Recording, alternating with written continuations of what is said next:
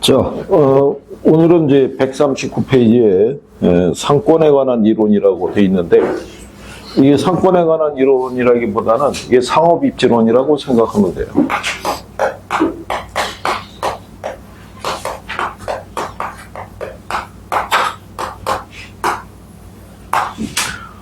이게 이제 서양은 산업입지고 동양은 풍수지리 사상에 입각을 하고 있는데, 동양적인 사고에 입각한 풍수지리 내용은 출제가 안 돼요. 그러니까 여러분들 교과서에 안 실려 있는 거야.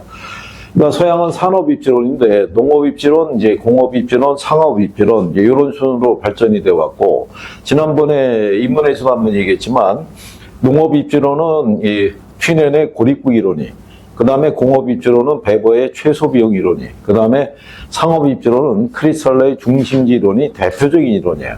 그러니까 여러분 시험에 걔네들이 다 출제가 되는 거예요. 그러니까 출제자들이 이론을 선택을 할 때는 항상 최초, 대표적인 이론이 우선시 된다라고 생각을 한다. 이렇게 하는 게 내용을 정리할 때 도움이 될 수 있을 거예요. 그래서 상업입지론의 가장 대표적인 게 발터 크리스탈러의 중심지 이론이에요.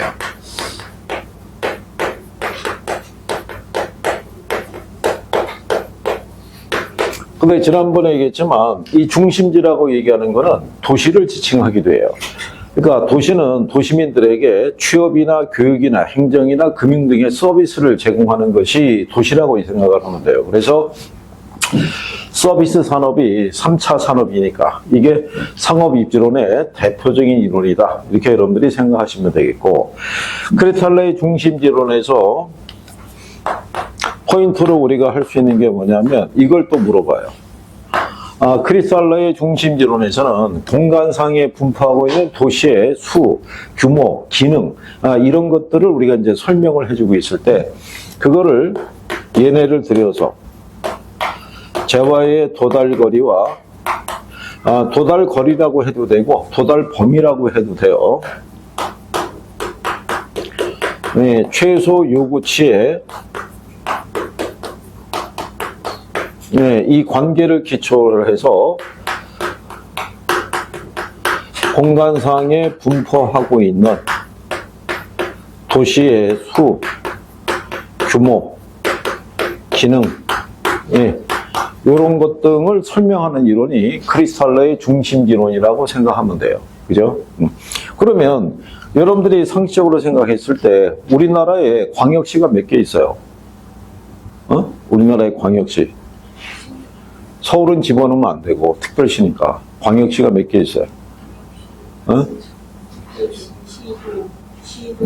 갑자기 얘기하면 시험이 안 나오니까 다행이지 뭐. 6개 있어요. 6개.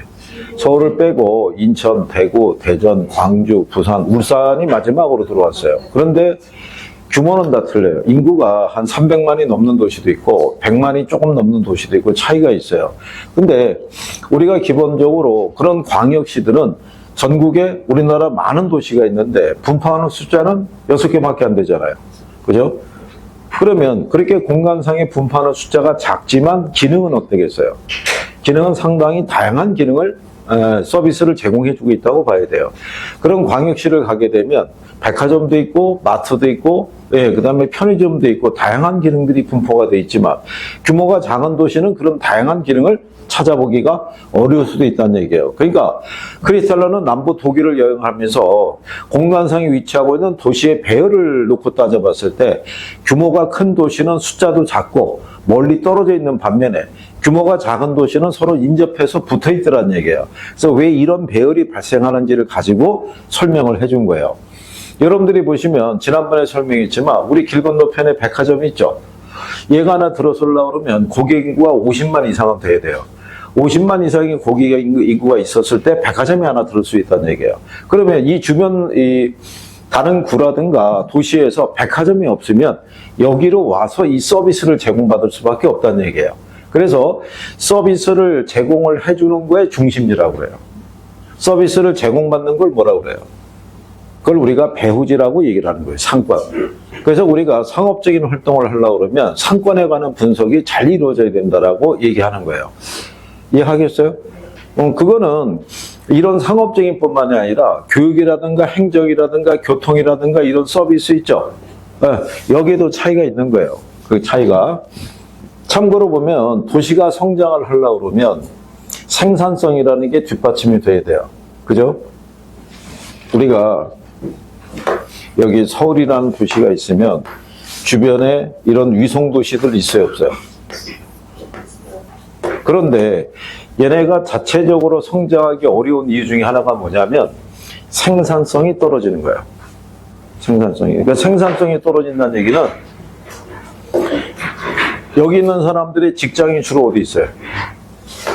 여기 있잖아요. 저녁에 퇴근하면 돌아가잖아요. 그런데 지방에 왜 울산이나 이런 데를 가게 되면 가끔 이제 영화 시작할 때 이제 뉴스 갈 때도 나오는데 자전거라든가 오토바이 타고 출퇴근하는 사람들이 있어요, 없어요? 있을 거 아니에요. 그런데 그렇게 돼 있으면 생산성하고 어떤 정주성에 대한 것이 이게 혼합을 이루면서 도시가 같이 성장할 수 있는데 여기는 생산성이 없어요. 그러니까 도시가 기형적으로 성장할 수밖에 없는 거예요. 그러니까 배드타운으로서의 역할밖에는 못하는 거예요. 그래서 어쨌든 간에 도시가 그래서 성장하기 위해서는 재화의 도달거리와 이제 최소 요구치의 관계의 용어를 알면 돼요. 그래서 거기 보면 중심지 나와 있죠. 주변 배후지에 재화 서비스를 제공하는 걸 뭐라 그런다? 중심지.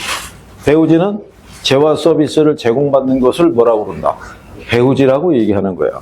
그 다음에 거기서 용어상에서 알아두는 게 재화의 도달범위라고 돼 있죠. 중심지에서 제공되는 서비스가 도달할 수 있는 최대한의 공간 범위를 우리가 재화의 도달 범위라고 얘기하는 거예요. 무슨 말인지 아시겠어요? 예를 들어서 길 건너에 있는 이 백화점을 이용할 수 있는 고객들이 있죠. 자기들이 봤을 때는 요 근처에 이 정도 규모의 백화점이 없는 지역은 다 일로 올 거예요. 하지만 역시 비슷한 규모의 백화점이 주변에 있으면 굳이 여기까지 올 필요가 있어요, 없어요? 없다는 얘기죠. 그래서 예전에는 백화점이나 이런 애들이 자기들의 상권의 범위, 배후지의 범위를 넓히기 위해서 예전에 왜 셔틀버스 운행했던 거 알죠? 그러면 그게 상권의 범위를 그만큼 확대시킬 수 있어요, 없어요? 여기 신촌에 가면 거기도 H백화점이 있어요. 그런데 이쪽에 고양시라고 알죠? 일산. 네, 시명으로는 이제 지명으로 고양시예요. 여기가 백화점이 없었어요. 그래서 얘네가 셔틀버스로 돌렸어요, 이렇게. 그래서 원당 이런 데 돌려가지고 여기 있는 고객들까지도 여기서 흡입했던 거예요. 그럼 상권의 범위를 더 넓힐 수 있어요, 없어요? 네. 그러다가 얘네 이게 들어온 거예요, L백화점이. 그러니까 상권이 어떻게 돼요? 분리되는 거예요. 그러면 여기 있는 사람들은 H백화점 입장에서 보면 재화의 도달 범위가 여기까지 미친다고 보기는 어려울 수도 있다는 얘기예요. 무슨 말인지 아시겠죠? 그래서 얘네들이 경쟁에 대한 부분이 치열하게 되면은, 물론 고객은 좋을 수도 있죠. 그 다음에 최소 요구치라는 거는 중심지 기능이 유지되기 필요한 최소한의 인구수 또는 고객수예요. 그래서 우리가 백화점은 한 인구가 한 50만 있어야 되고, 편의점 같은 경우는 주변에 한 2천 가구 정도 있으면 매출이 유지가 된다라고 얘기하는 거예요. 그리고 요즘은 좋은 게 뭐냐면, 왜, 공장형 기숙사 이런 거 알죠? 기숙사도 있고 사무실 운영이 됐을 때 그런데 안에 예를 들어서 편의점 같은 게 있으면 이걸로도 매출이 유지가 돼요. 한 두 군데 이렇게 해가지고 딱 있어갖고, 왜냐하면 지역에 가게 되면 요즘은 편의점 간의 거리 제한이 없이 무너졌기 때문에 그래서 매출 올리기가 쉽지가 않은 거예요, 그게. 그래서 보면 그래서 어쨌든 간에 그런 얘기다. 그 용어는 이해하겠어요? 네. 그러면 뒤로 넘어가면 중심지의 성립 조건이라고 돼 있죠. 시험에서 여기까지 인용이 되진 않는데 이해만 하면 돼요. 재화의 도달 범위 내 뭐가 있어야 된다? 최소 요구치가 존재해야 된다라고 얘기하는 거예요. 우리 교과서에는 그림이 없어요. 일반 교과서를 가게 되면 원형으로 설명이 되는데 그 내용은 뭐냐면 이건 뭐 안 그려도 되고 시험에 그림이 나오지는 않으니까 여기가 B가 되고 여기가 A가 됐을 때 여기가 최소 요거치, 이게 재화의 도달 범위라고 그랬을 때 여기 있는 이 점은 손익분기점이에요. 브릭 포인트라고 그래서 이건 손익분기점. 손익분기점에서는 비용과 수익의 크기가 같아지겠죠. 넘어서면은 뭐가 발생하겠어요? 이윤이. 자, 얘기한 것처럼 여기 H백화점이 있을 때 얘네들은 강동구에 있는 사람만 고객으로 확보해도 충분히 유지가 돼요. 그런데 이 백화점에 구매하러 오는 사람들은 강동구뿐만 아니라 광진이라든가 남양주라든가 뭐 이런 데서도 고객들이 찾아오는 거예요. 그러면 재화의 도달거리 안에 최소 요구치가 있으면 매출이 더 커질 거 아니에요. 그러면 백화점의 기능이 점점 다양해질 수 있어요, 없어요? 그래서 중심지가 성립할 수 있다는 거예요. 재화의 도달 범위 안에. 근데 반대로 돌려서 이렇게 원이 나왔을 때 여기가 B가 되고 A가 되는 거예요. 그러면 최소한 이 백화점이 유지되기 위해서는 강동구뿐만이 아니라 뭐 광진구라든가 그다음에 뭐 남양주라든가 여기 있는 사람들도 고객으로 확보해야지만 매출이 유지가 되는데 여기를 찾는 사람들은 여기 있는 사람밖에 안 오는 거야. 재화의 도달 범위가. 그러면 이 매출 밖으로 유지가 돼야 안 돼요? 안 될 거 아니에요. 그래서 중심지가 성립하기 위해서는 재화의 도달 범위 내 누가? 최소 요구치가 존재해야 된다라고 생각하면 돼요. 이해하면은 이거 안 그래도 돼요. 응? 무슨 말인지 알겠어요? 그러니까 결국은 얘를 가지고 설명하는 거예요. 재화의 도달거리와 최소 요구치. 그래서 규모가 큰 도시는 재화의 도달 범위가 훨씬 넓겠죠. 대신에 그 도시의 기능을 유지하기 위해서는 인구수도 그만큼 많아야 될 거 아니에요. 그렇죠? 그래서 그게 많은 필요로 하는 거에 도시들은 공간상에 분포하는 숫자가 적고 그렇지 않은 애들은 분포하는 숫자가 많다라고 이렇게 생각하면 되는 거예요. 그림만. 자, 그래서 이제 그런 얘기를 한다. 이렇게. 그래서 여러분들이 거기 그 박스에 보시면 크리스탈러의 중심지론 요약이라고 돼 있죠. 거기 하면은 고차 중심지수로 거리가 더 멀고 규모가 더 커지고 다양한 중심지 기능을 갖는 데 반해서 소비자의 이용 빈도는 고차 중심지가 낮다라고 이렇게 돼 있어요. 동네 슈퍼는 우리가 매일 같이 갈 수가 있어도 백화점은 매일 같이 갈 수 있는 게 아니잖아요. 무슨 말인지 하겠어요? 그래서 문장을 갖고 이해할 수 있는데 그 위에는 그림 있죠, 그림. 그림은 뭐냐면 이게 이제 중심지 형태를 나타내는 거예요. 이것도 그냥 참고하시면 되는데 단일 중심지일 때는 원형으로서 성립이 돼요. 여기에 중심지가 있으면 원 안에 있는 모든 사람들에게 균등하게 재화 서비스를 제공할 수 있어요, 없어요? 제공이 가능할 거 아니에요. 근데 다수의 중심지가 있을 때는 원형으로는 성립하기가 어려워요. 이렇게 겹치는 부분도 발생할 수가 있고 서비스가 제공되지 못하는 지역도 발생할 수 있는 거예요. 그래서 가장 이상적인 배우지를 정육각형 모형을 제시한 거예요. 이렇게 하게 되면 여기 중심지가 있을 때 유기적으로 이렇게 연결이 될 수 있어요, 없어요? 있을 거 아니에요. 그러면 공급자도 재화 서비스를 충분히 제공할 수 있고 충분히 제공받을 수 있는 구조가 될 수 있다. 근데 이상적인 형태이기 때문에 현대 도시에서 이런 육각형의 모양을 갖고 있는 도시를 발견하기는 쉽지 않다. 이렇게 생각하면 돼요. 그게 이론적인 한계라고도 할 수 있다. 그래서 그렇게 여러분들이 구별을 하시면 되겠고, 그리고 이제 거기 박스 밑에 가게 되면 크리스탈러 이론의 한계점이라고 돼 있잖아요. 그죠? 예. 그래서 거기 가면 두 번째 줄에 고객의 다목적 구매 행동이라고 돼 있죠. 다목적 구매 행동이라는 의미는 한 번에 자기가 쇼핑을 하기 위해서 움직였을 때 자기가 원하는 다양한 상품을 구매할 수 있느냐. 그걸 목적으로 움직였을 때 그거를 옛날에는 설명을 못 했어요. 그러니까 옛날에는 마트나 백화점이 출연할 거라고는 생각을 못 했던 거예요. 그러니까 그러니까 동네 점포는 동네 점포, 지역 상권은 지역 상권으로 분리시켰다고 보면 되는데 요즘은 마트에 가면은 하다못해 동네 가면 다 있다는 점포 있죠. 다 있다는 점포 가면은 요즘 옷도 팔아요. 좀 더 다양해지고 있는 거예요. 간단한 식료품서부터 시작해서 의약품서부터 다양한 거를 다 거기서 구매할 수 있는데 옛날에는 그냥 개념이 성립이 안 돼 있던 거예요. 그래서 크리스탈러의 이론을 갖다가 고전적 상점 분포 이론이라고 해서 소개된 내용도 있어요. 근데 여러분 시험에는 거기까지는 안 나올 거예요. 그래서 그 정도 일단 이해하면 되겠고 일단은 용어를 이해할 수 있으면 돼요. 그 다음에 이제 두 번째로 나오는 게 상권에 관한 이론이에요. 자, 상권에 관한 이론을 해서는 옆에 141페이지에 가면 상단에 레일리의 소매인력 법칙이라고 있죠. 별표하는 거예요.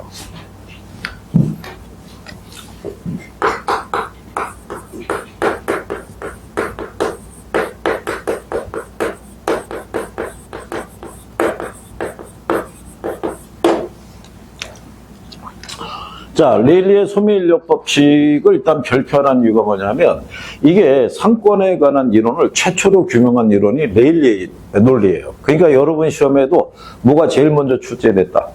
얘가 제일 먼저 나온 거예요. 계산 문제도 얘가 제일 먼저 출제가 됐던 거예요. 그러니까 별표라는 거예요. 그죠?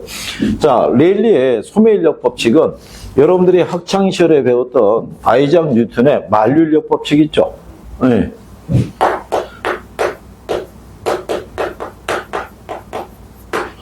만류인력이라는 건 제목대로 이 세상 모든 만물은 뭐를 가지고 있는 거예요? 유인력을 가지고 있다는 거예요. 끌어당기는 힘을. 뉴턴이 그 사과나무 아래에서 의자에 앉아 있다가 갑자기 쿵 소리에 사과가 떨어지는 걸 가지고 걔가 발견한 게 이거라는 거 아니에요. 그게 사과가 떨어지자마자 이게 떠오른 게 아니라 그 현상을 가지고 7년을 연구해서 발표한 게 만류인력 법칙이라는 거예요. 그게.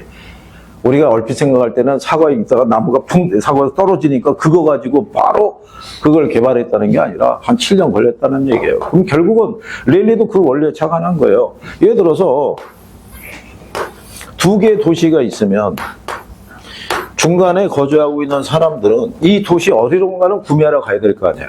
그러면 이 도시에서 가지고 있는 매력도에 따라서 끌어당기는 힘이 서로 다를 수 있어요, 없어요? 있을 거 아니에요. 그래서 만류인력 법칙의 논리는 질량의 크기에 비례하고 거리의 제곱에 반비례한다는 원리를 그대로 대입한 거예요. 그래서 레일리의 소매인력 법칙에 보게 되면 고객을 끌어당기는 유인력이 있죠. 유인력은 거리의 제곱에 반비례하고 이게 도시의 크기인데 얘는 인구를 대신했어요. 이걸 기억해야 돼요. 시험에 이거 물어보는 거예요. 고객을 끌어당기는 유인력은 인구의 크기에 비례하고 거리의 제곱으로부터 뭐한다? 반비례한다. 네. 저걸 가지고 답으로 유도한 적도 있어요. 그죠? 네. 그래서 거기 두 번째 줄에 보면 나와 있죠. 자, 두 개 도시 사이 위치한 지역의 소비자들에게 미치는 두 개 도시의 상거래 영향력의 크기는 중심의 크기에 비례하고 거리의 제곱에 뭐한다? 반비례한다라고 돼 있어요, 안 돼 있어요? 돼 있잖아요. 그거를 비례한다, 이걸 바꿔서 답으로 유도했던 선례도 있어요. 무슨 말인지 알겠나요? 그 다음에 경계를 얘기할 때 예를 들어서 A 도시하고 B 도시 있죠. 두 개 도시의 크기가 같으면 경계는 중간이에요. 끌어당기는 힘이 같으니까. 근데 만약에 A 도시가 B 도시보다 2배 이상 크다라고 그러면 크기는 루트 2대 1의 크기로 A 도시의 유인력이 더 커진다는 얘기예요. 루트 2를 계산하면 얼마 나와요? 1.4 나와요. 1.4대 1의 크기로. 그러면 A 도시의 유인력이 커진다는 얘기는 경계는 A 도시 쪽에 가깝게 가겠어요? B 도시 쪽에 가깝게 가겠어요? A를 버려보세요. 아니 상식적으로 괜찮다니까. 처음은 빗맞을 수 있는 거예요. 처음은. 이런 거 아니에요. 이렇게 해서 A가 있고 B가 있을 때 이게 같으면 중간인데 예를 들어서 A가 B보다 크죠. 그럼 얘가 끌어당기는 힘이 더 커질 거 아니에요. 그러니까는 경계가 B 도시에게 가깝게 갈 거 아니에요. 무슨 말인지 알겠어요? 그래서 이렇게 됐을 때는 어느 쪽에? B 도시 쪽에 얘가 끌어당기는 힘이 더 클 거 아니에요. 영역이. 그러면 이걸 달리 표현하면 이렇게 나오는 거예요. A 도시에서 멀어질수록 멀리 떨어진 지역으로 이렇게 표현만 바꿔서 이렇게 틀리게 유도할 수 있으니까 얘는 이론으로 등장한 적이 없어요. 얘는 이론으로 2번인가 나왔어요. 근데 어차피 얘를 냈다는 얘기는 얘도 확대가 될 수 있으니까 경계까지는 알아달라는 거예요. 그러면 거기 위에 가면은 중간에 구매 지양 비율을 계산하는 공식이 있죠? 박스에. 네, 그거는 참고사항이에요. 이거는 그렇게 해서 계산하기는 쉽지 않다는 거예요. 단순하게 계산하면 돼요. 그러면 자, 우리가 뒤로 넘어가게 되면 144페이지를 가보세요. 144페이지를 가면 거기 하단에 예제 문제 있어요, 없어요? 자, 거기 예제 문제를 봤을 때 이렇게 돼 있잖아요. A도시는 인구가 몇만? 7만 있어요. 그 다음에 B도시 있죠? B도시는 인구가 몇만? 42만. 그럼 중간에 C라고 하는 지역이 있을 거 아니에요. 그죠? 그런데 거리를 물어보면 A로부터 C라는 이 지역까지의 거리가 몇 킬로? 10킬로. B도시까지는 몇 킬로? 그러면 다 줬잖아요. 이거를 여기다 대입하면 돼. 그러면 A도시는 자, 인구가 몇만? 7만. 거리가 몇 킬로? 10의 제곱이니까 100이에요. 그러면 봉두개 빼니까 얘는 700 나온다는 거. 그럼 B를 가게 되면 인구가 얼마? 42만이에요. 20의 제곱이니까 얼마? 400일 거 아니에요. 그러면 나누면 1050 나와요. 그러면 얘네가 유인력의 크기를 계산할 때는 화포나 똑같아요. A와 B의 유인력의 합계를 기준으로 했을 때 A를 구하라고 그러면 여기다 A의 크기를 대입하면 돼요. 그러면 다 구했잖아요. 구했으면 두 개를 합하면 얼마? 1750원. 1750분의 700이잖아요. 이거를 나눠서 계산하면 소수 나오겠죠? 0.4니까 몇 프로? 40%. 그러면 100을 기준으로 했을 때 한쪽이 40%면 나머지가 몇 프로? 60%.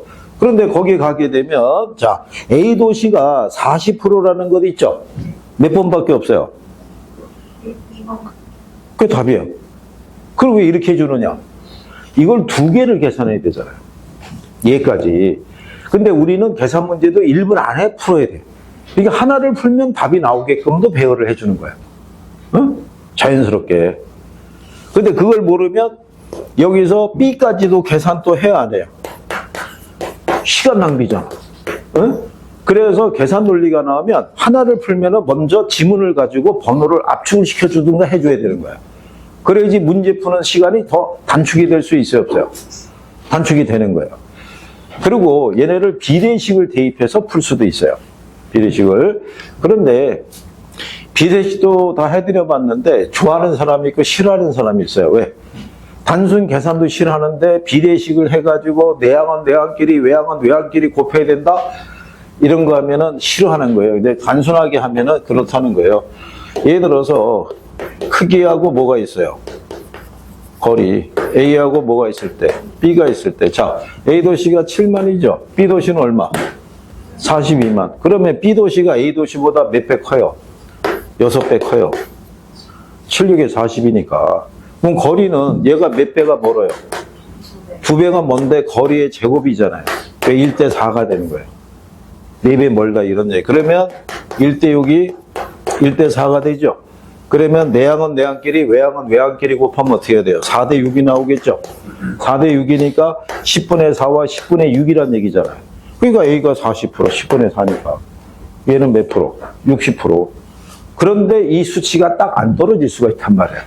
그러면 이게 간단한 것 같은데 라고 들어갔는데 숫자가 안 맞으면 무슨 생각 들어요? 그 인간에게 속았네 또 막 이렇게 나오는 거예요. 그래서 단순하게 계산하는 걸 그냥 권한다 이런 얘기예요. 저 정도 나오는 이 정도 이거 기출이에요, 기출. 어? 이 정도는 풀 수 있어요, 없어요?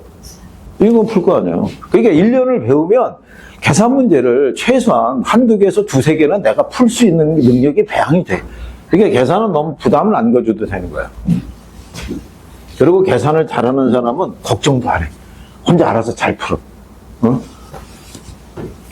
근데 계산이 안 되는 사람들이 더 집착하는 거야. 그러면 마이너스라는 거예요. 자, 그 다음에 본문으로 와서 자 142페이지를 가게 되면 컨버스의 분기점 모형이라고 있어요.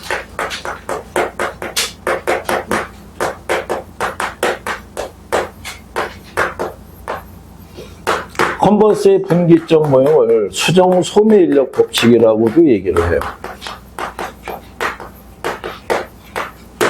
이거를 자, 제목이 수정 소매 인력 법칙이라고 얘기하는 거는, 자, 지금 우리가 레일리의 논리를 따른다 그러면 B가 있고 7만이 있고 42만이 있었을 때 여기 C라고 하는 지역이 있으면 이쪽으로 40%, 이쪽으로 60%가 구매 이제 유인이 된다는 얘기인데, 그게 A 도시로부터 몇 킬로 떨어진 지점이고 B 도시로부터 몇 킬로 떨어진 지점이냐, 즉 구매 지향점이 같은 지점이 몇 킬로 지점이냐는 것은 레일리의 이론에서는 확인할 수가 없었던 거예요.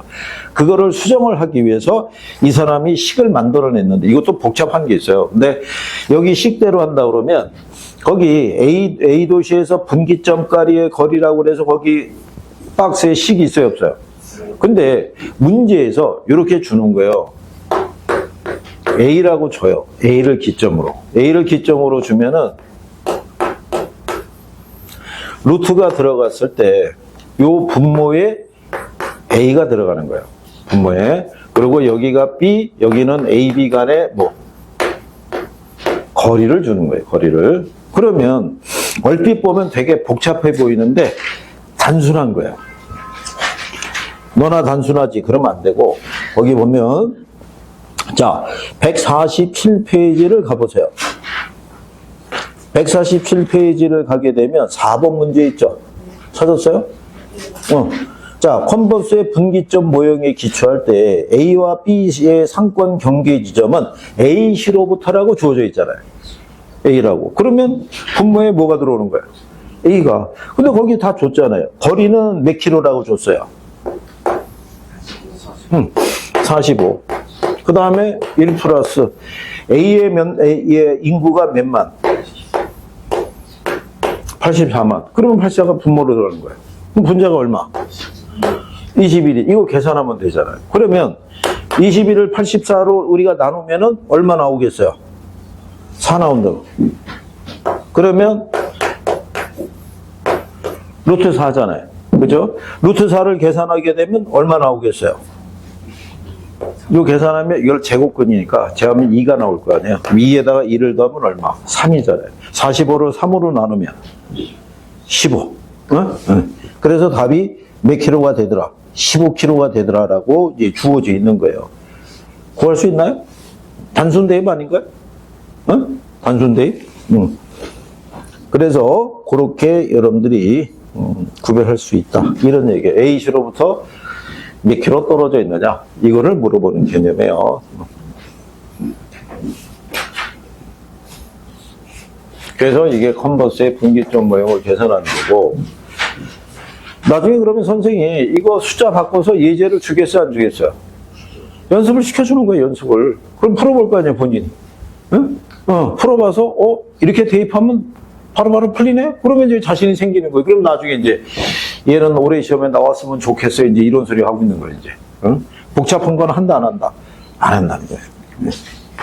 내용 자체는 무슨 말인지 알겠어요? 그래. 자, 그 다음에 142페이지를 본문으로 돌아가면 허프의 확률 모형이라고 있어요. 그거는 별표하는 거예요. 얘는 왜 별표를 하냐면 레일리하고 컨버스의 논리는 이론보다는 계산적인 논리를 더 많이 활용을 하는데, 허프 모형은 이론과 계산의 두 가지를 다 활용할 수 있어요, 출제자가. 그래서 얘가 조금 더 빈도가 높아요. 그러니까 계산을 안 내더라도 이론으로도 최근 5년 사이에 2번 나왔어요. 그러면 우리 이제 교과서에서는 허프의 확률 모형이라고 되어 있는데 중력 모형 이론이다라고도 얘기를 하고 다양하게 표현할 수도 있어요. 예. 그런데 우리가 이제 지금 해보면 레일리하고 컨버스의 논리는 딱 2개의 도시를 기준으로 선택을 해야 돼요. 그러면 여기 C라고 하는 지역에 거주하고 있는 사람들은 선택할 수 있는 게 A 아니면 어디에서? B에서. 그러니까 레일리하고 컨버스의 모형은 미국의 농촌 지역에 있는 소도시를 중심으로 한 결정론적인 모델이라고 그래요. 이미 결정이 돼 있다는 거예요. 이 사람들이 선택할 수 있는 공간 범위가. 그건 왜 그러냐면 1930년대는 미국도 교통이 발달하기 전인 거예요. 내가 아까 그 도시가 어떤 성장하려면 생산성 이런 게 있어야 된다고 그러는데 대도시 같으면 인구가 많이 유입이 되겠죠. 유입이 되더라도 그 사람들을 흡수할 수 있는 가장 큰 이유 중에 하나가 뭐냐면 교통체계가 발달이 되는 거예요. 구석구석까지. 서울의 지하철 노선도 본 적 있죠? 안 가는 데가 없잖아. 안 가는. 근데 지방을 내려가게 되면 지하철이 그렇게 촘촘하게는 없는 거예요. 그러니까는 주거를 정하더라도 그 공간에서 다른 공간으로 이동하는 게 쉽다 어렵다? 어려운 거예요. 그래서 오히려 지방을 가면 차가 많은 거예요. 차가. 버스 하나 기다리려고 그러면 사람 죽는 거예요. 그죠? 그래서 서울에 살던 사람이 지방에 내려가게 되면 이동을 할 때 차가 없으면 엄청 불편하다는 거를 체감을 하는 거예요. 오늘같이 추운 날 그 야외 그 버스 정류장에서 한 30분 서 있다고 생각해봐요. 아무 생각 없는 거예요. 그죠? 그럼 당장 무슨 생각 들겠어요? 집에 가서 영업사원 전화해갖고 차를 그 카탈로그 갖고 오라고 해서 뭐라도 하나 사야지 버팅길 수 있다 이런 얘기예요. 그게. 우리도 이제 강의하다 보면 지방에 있는 데 갈 때가 있는데 왜 이게 뭐, 그 전형적인 농촌길 이렇게 쭉 가다 보면 저쪽에 아파트 단지 이런 게 쫙 보여. 주거지가. 근데 들어가다 보면은 차들이 보이는데 왜 저 차가 그렇게 많을 수가 없어요. 그래서 도대체가 이 동네 사람들은 어떤 소득수를 갖고 있길래 차가 이렇게 많을까 싶었는데 나중에 봤더니 이동하기에는 너무 불편한 거예요. 대중교통수단을 가지고. 그래서 이동하려고 그러면 거기 동네 다니는 그 버스 타가지고 터미널로 일단 모여야 돼. 터미널에서 다시 노선 바꿔 타고 가야 돼. 그게 어려운 거예요, 그게. 그러니까, 근데 서울은 나가면 뭐가 있는 거야? 지하철도 있고, 버스도 있고, 마을버스도 있고, 다 있는 거예요. 그러니까 어디든 주거를 정해도 연결할 수가 있다는 거예요. 그게 쉽지 않다는 거예요. 그래서 얘네는 딱 정해진 거예요. 근데 허프 모형은 뭐냐면, 대도시 지역을 가게 되면, 얘네는 점포가 2개지만, 이 사람은 점포가 최대 7개까지의 점포가 있다라는 가설을 내세운 거예요. 여긴 딱 2개지만. 그러면 이 도시 안에 거주하고 있는 고객들이 특정한 점포를 이용할 확률이 있죠. 확률은 점포의 기능, 매력도에 비례하고 거리의 제곱에 뭐한다? 반비례한다고 얘기하는 거예요. 그런데 우리가 계산을 하게 됐을 때 7개씩 놓고 계산할 수 있어요? 없어요? 없으니까 여러분 시험은 3개만 주는 거예요. 최대. 몇 개만? 3개. 그러면 요 3개 점포에 대한 매력도 있죠. 효용의 크기를 계산하는 거예요. 계산을 해서 얘가 20 나오고 30 나오고 50이 나왔다. 그러면 요 중에 A의 시장 점유율을 구하라. 그러면 이렇게 계산하면 돼. 그러면 전체 다음은 100이죠. 100분의 20이니까 몇 프로? 20%. 그러면 시장 점유율이 20%라는 얘기는 매상고도 20%의 매상고를 가질 수 있다라고 얘기하는 거예요.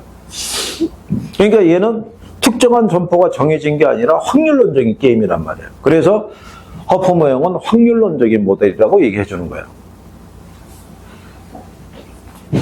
얘도 대입만 하게 되면 계산이 간단한 거예요. 그래서 얘는 대도시 지역에서 대도시를 기준으로 한 특정 점포의 시장 점유율과 매상고 있죠. 네. 이게 추계가 가능한 이론이에요. 그죠? 네. 그래서 얘는 제로섬 게임이라고 알죠? 네. 이거를 인용을 해서 설명한 이론이에요. 자, 여기 보시면 여기 원래 점포가 A하고 B밖에 없었어요. 근데 만약에 C라고 하는 새로운 점포가 들어오죠. 그러면 얘가 시장 점유율을 차지한 만큼 원래는 얘네가 50대 50의 비율이었을 때 얘가 들어서면서 50%를 가져간다는 얘기는 또 다른 누군가는 점유율을 뺏길 수 있다는 얘기잖아요. 그러니까 누군가 이득을 보면 누군가는 손해를 보는 사람도 생길 수 있다는 원리를 설명하고 있다는 거예요. 이것까지 시험에 나온 거예요. 그죠? 그리고 이 이론은 어디에 바탕을 두고 있냐면 공리에 바탕을 두고 있어요. 그 얘기는 무슨 얘기냐? 얘네가 면적이 얘가 200평, 얘가 300평인데 얘가 5,000평이에요. 그죠? 그러면 어느 게 더 서비스가 다양하겠어요? 5,000평이. 그러면 대부분의 사람들은 A, B, C 중에 어디를? C를 이용할 것이라는 건 누구나 알 수 있다는 거예요. 그런 논리에 바탕을 둔 이론이 허프의 확률 모형이라는 거예요. 그러면 얘네는 개별 점포에 뭐를 구해야 돼요? 효용을 구해야 돼요. 그죠? 그러면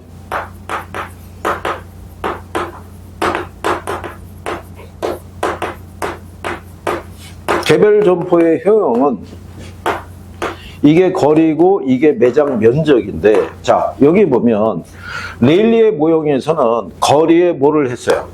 제곱이라고 그랬잖아요. 근데 허프 모형에서는